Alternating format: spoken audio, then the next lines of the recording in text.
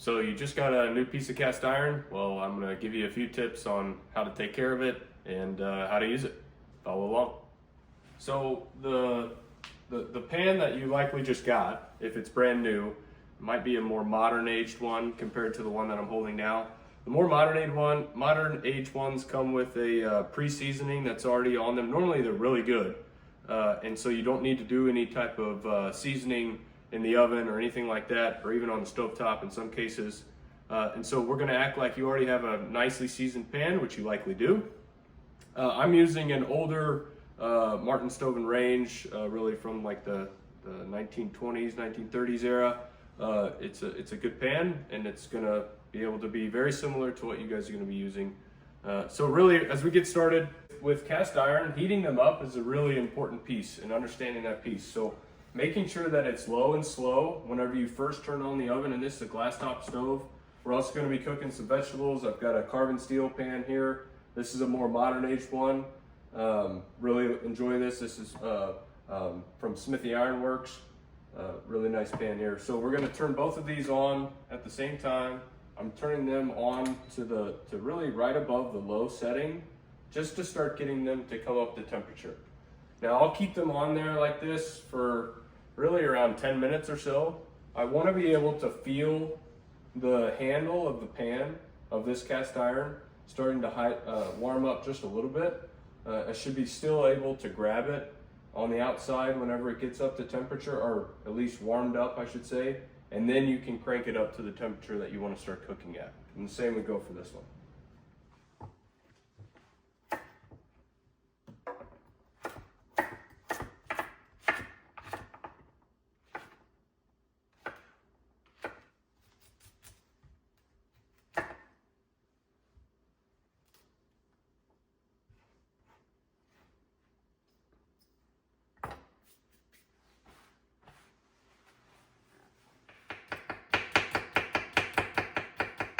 We've let these pans kind of heat up for around 10 minutes or so, enough time to cut some vegetables and get these steaks out. So we're getting ready to start adding things into the pan. I want to quickly talk to you about two things while these things are heating up. Is the different types of oils that you may use whenever you're cooking. So the vegetables I'm going to keep kind of at a lower heat. I would want to use olive oil or something similar. It's something that has a lower heat point to get that rich flavor, because I don't want this to smoke. A lot of times whenever people are starting to use cast iron, they complain about how much smoke is created. Well, that's because you're probably using an oil that has a very low smoke point. Well, this here is peanut oil. It's my go-to for sure. I'm going to use this tonight whenever I'm cooking the steaks. I'm going to get that pan really hot, and I'm going to be able to add this in, and it's not really going to create that much smoke, and I'll show you that whole process. But I'll use this olive oil for the vegetables and the peanut oil for the steaks. These are getting closer to the temperature that they need to be. I'm going to get ready to add the vegetables in first and then start bringing this pan up. So I'm going to turn this this is on a 2 right now. This goes all the way up to 8, well, really up to 9 for me. So I'm going to turn this over to a 4, just above 4, which would be directly below the halfway point for yours. And I'm going to add olive oil into this.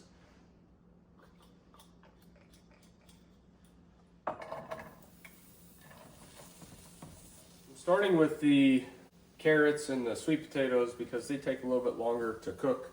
And I'm just going to let this other pan that I'm going to use for the steaks continue to keep on that low temperature while I'm starting to cook these. Just turn that up to the halfway mark, and we're going to let these start cooking for probably 5 to 6 minutes, and then we're going to start the steaks. All right, these have been going for about 4 or 5 minutes, so it's time to add the other bits of vegetables in.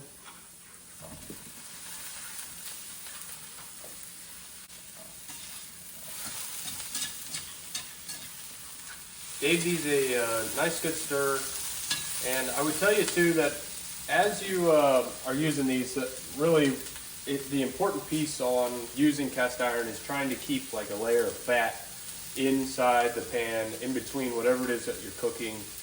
So I will tell you that butter is really one of your best friends. And so we'll just add a tablespoon of butter on the inside of that, let it melt down, and then mix it up inside the vegetables. Just kind of keep everything from sticking to the bottom of this pan, and give it a nice rich flavor into the vegetables. All right, now we're ready to start with the steaks. So this pan's been warming up and touching the handle, starting to get a little warm. So I'm gonna use something on the edge of this. I definitely suggest just getting these. We got these off of Amazon from Lodge, more modern company. We turn this up to right about the halfway mark. That'd be a 6 for me. And these steaks that I have over here, they've just some fillets. Already had them salt and peppered. They came up to room temperature. It's a very important piece. Make sure that you always bring your steaks up to room temperature. Let them sit out there for a little while, and then salt and pepper them. And we're gonna go ahead and add our peanut oil into the bottom of this pan. And you don't need very much. Just about like that. That's actually probably a bit much. And make sure that it goes all the way around the inside, coating the inside of your pan. You don't have to get it up on the walls or anything like that, but you do want to have a nice layer at the bottom. And let that sit on top of the heat for a little while, bringing that oil up to temperature. You really only need to keep it there for 30 seconds, no more than a minute. But you notice that whenever I added that peanut oil, even though this pan is getting really hot now because I've turned it up into the halfway point, it's not smoking or anything like that. Will you have smoke? Yes, there will be a little bit of smoke. But it's not going to smoke out your entire kitchen if you're doing this correctly. I'm just waiting for this oil to come up to heat, and I'm getting ready to add my steaks. In about 30 seconds to a minute, maybe around 45, and these are ready to go. This pan is up to heat. So again, these steaks, we'll tell you whenever you add the steaks on here too, because we're going to do a basting technique later on, you're going to line them up in line with your handle right here. So there's one, and there's two. So a little bit of what that is steam coming from the water inside the steaks. This is not really smoke. So that steam is coming off the steaks and you hear that sizzle. This is exactly what we want. And I would tell you too that one of your best, easiest ways to track the cooking of the steaks is to just, or really any type of protein, is to start a timer. And so I'm going to start a timer in around 2 minutes. I'm going to flip these over to the other side. While the steaks are going here, I'm going to turn this down all the way back down to like a 2 for me, which is back to the temperature that I had it at whenever this was warming up. Just because this already has a nice char on some of these vegetables, and that's exactly what we want. These are just going to sit here for a little while to continue to cook this broccoli and the zucchini, and while we tend to the rest of these steaks here. We're almost at 2 minutes here, minute 45. So I'm going to go ahead and add in the butter. I'm going to add 2 tablespoons of butter. I cut an entire head of garlic in half. I'm going to put that in then on the bottom. And then 2 stalks of rosemary. You can use thyme. A lot of people like to wrap up thyme and rosemary together.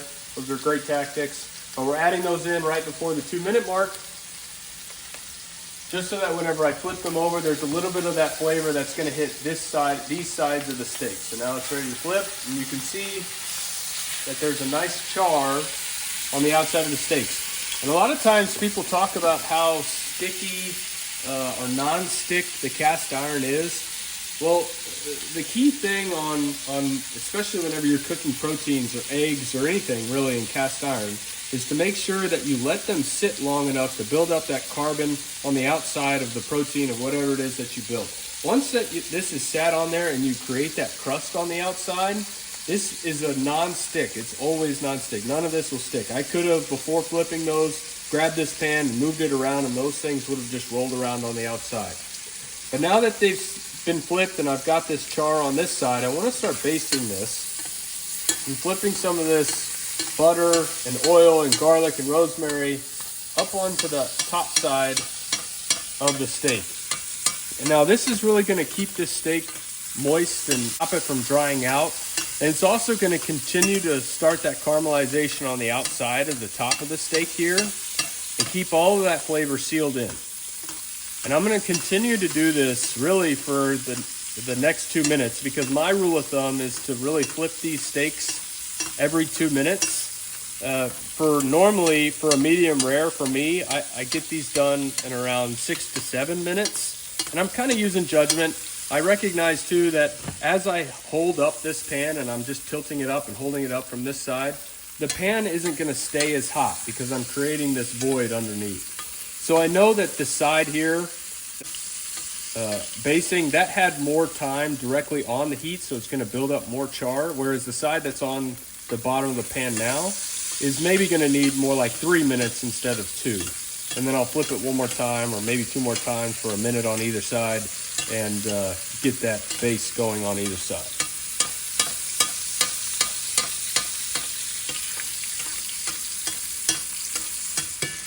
We'll be able to keep those going for a minute. These vegetables are doing really well. I forgot to add the garlic in, but it's never too late to do that. Just go ahead and keep the garlic in, and then we also want to add a little bit of spinach. Not too much, but just enough. And really, this is going to be good for now. I can go ahead and turn that off and kind of just let that do its thing. We don't want the sweet potatoes to get mushy or anything like that. So it's fine to just keep the pan on the original heat source, but not keep the heat turned on. We'll go ahead and, we're almost at the 3-minute mark for these, so we can go ahead and flip these back over. You can see that there's a nice char on this side as well. Perfect.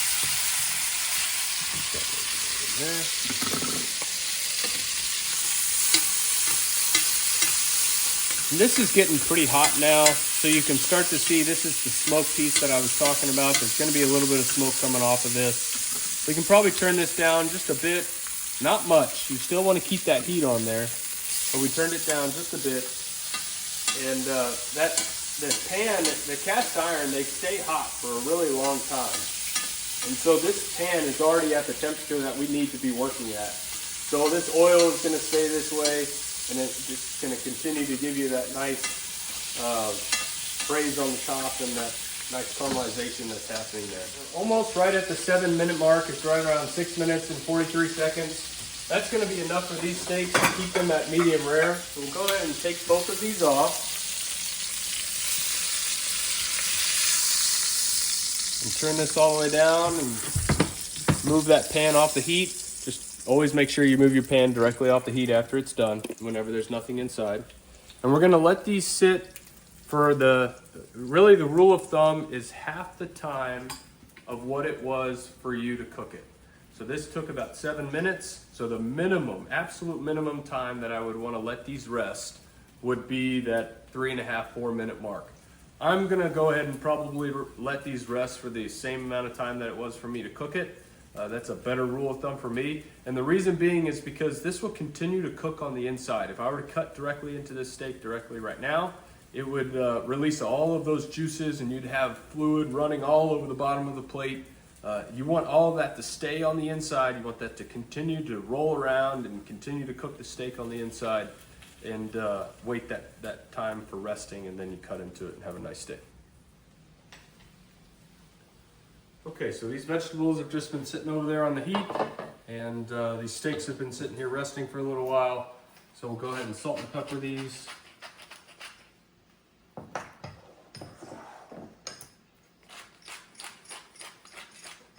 And I like to just salt and pepper them right over here just so that I can kind of give them a nice mix before I plate them. And then they're ready to plate.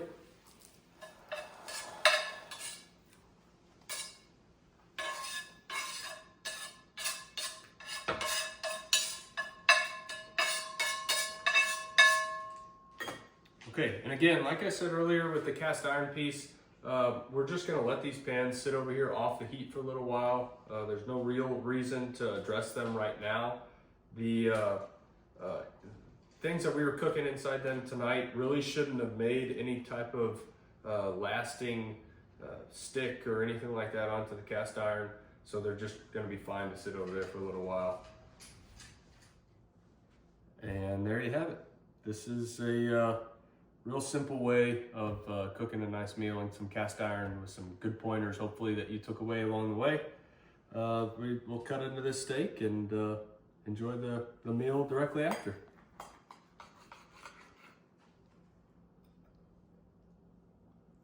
Beautiful. All right.